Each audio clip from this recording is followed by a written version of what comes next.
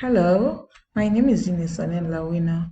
I'm a coach at Exoba Sport for Development, Uganda. And in my workshop, I'll be taking you through mental health.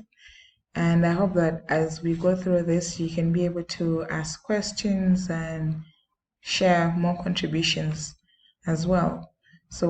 Mental health is the topic, and we'll start by defining what mental health is. It refers to our cognitive, behavioral, and emotional well being. It's all about how people think, feel, behave, or act.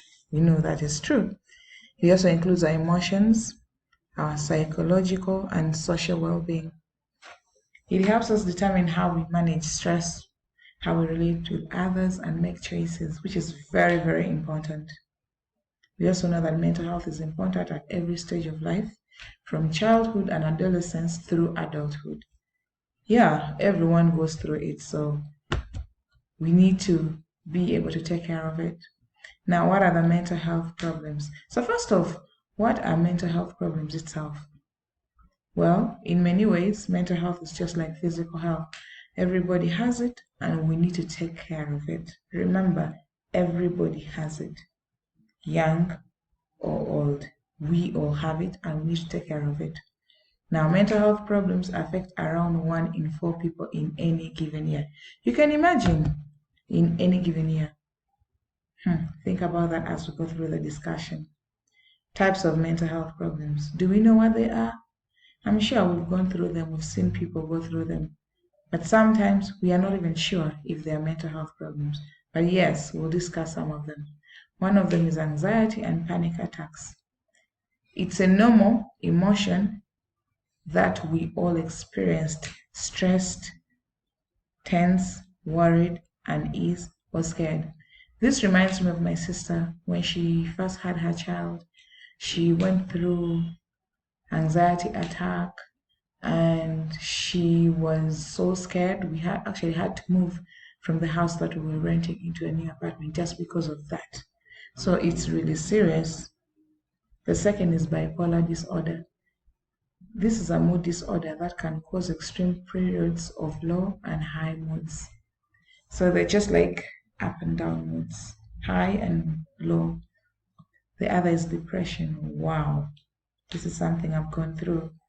When someone experiences a low mood that lasts for a long time and affects their everyday life, this affected me for some period of time. But I'm so happy and I'm glad now that because of my healthcare givers and my therapist, I'm able to manage it through sport and through keeping busy. There's eating disorder. I didn't know actually eating disorder was also a mental health problem, but yeah, it says someone has unhealthy thoughts, feelings, and behavior around food. Wow. Then there's obsessive compulsive disorder. Is a diagnosis given to someone who experiences obsessive thoughts and compulsive behavior. That I've never experienced and I've never seen someone. There's also personality disorder. This affects how a person copes with day-to-day life and manages relationships, as well as how they feel and behave. We also have some other one called PTSD. It's post-traumatic stress disorder. It's a diagnosis given to people who develop a certain set of symptoms following a traumatic event. Maybe like a loss of a loved one, or maybe an accident they've experienced. Yeah, that one, PTSD. And then psychosis, which is terms used to describe when a person perceives the world in a different way to those around them. There's self-harm. This is very common, especially with the youth.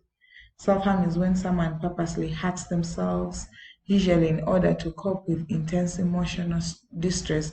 Maybe they've lost someone they love, and then they feel lonely. They feel like everyone doesn't love them. They are seen like a burden or a problem, and they're just lonely. Most people harm themselves. It's either they cut their wrist or do something. Then there's also suicidal feelings. Now, this from self harm, sometimes people may have that suicidal feelings of hurting them, not only hurting themselves, but actually committing suicide because they feel they are not worth, they're not worthy of anything. So they commit suicide. Now, I didn't know that actually people had myths about mental health. But in my community where I live in, I actually realized that people say certain things and they are termed as myths and facts about mental health. So today I'm going to share some myths that I've heard of in my community, myths about mental health. One of them is mental health problems do not affect me. Really? We just said it affects everyone, be it young or old. Everyone goes through it. Children do not experience mental health problems. Wow, actually, I've seen children who have gone through mental health problems, and if they are not helped, some of them may actually have suicidal thoughts. So we need to watch the people that we live around. Then there's also people with mental health problems are violent and unpredictable. That is not true. Not everyone who has mental health problems is violent. So I won't be able to share all of them, but just as you see on the screen, you can be able to read out some. The facts about mental health. Wow.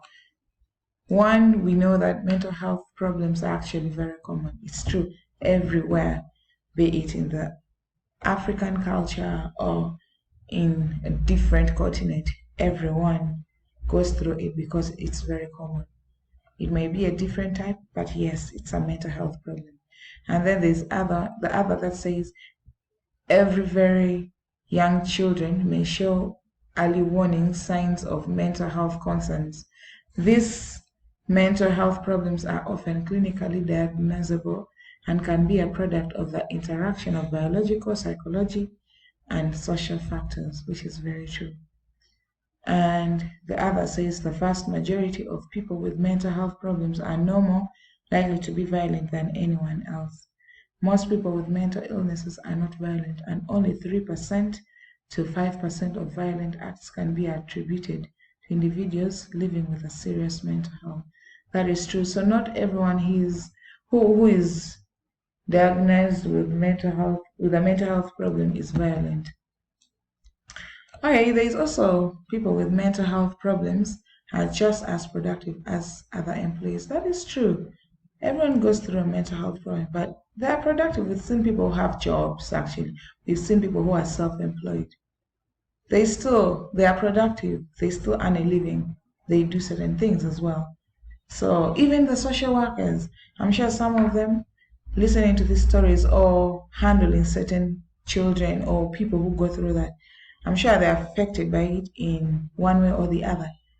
But there's a way they handle it and they still earn a living out of it. So you see, it's not like they are not productive. They are. The signs and symptoms, wow, this is something that we need to watch. We need to be careful and be attentive when we see people experiencing it. There's excessive fear or uneasiness. There's mood changes. Sometimes it's deep sadness, inability to express joy, feelings of hopelessness. Just as I said, most of the youth do that. And then thoughts of suicide. There's also problems thinking. Someone who thinks a lot, you have like ability to concentrate or problems with memory or thoughts or speech that are hard to explain. Then there's also sleep and appetite changes. Sometimes you can't sleep even when you try, you battle with sleep, and then you don't want to eat, you have problems with eating. That is also a disorder as well, which I mean it's a sign and a symptom that we need to watch. Then withdrawal. Most people they stay away from others. They don't want to associate with others. They feel like they should be by themselves. So that is a problem as well.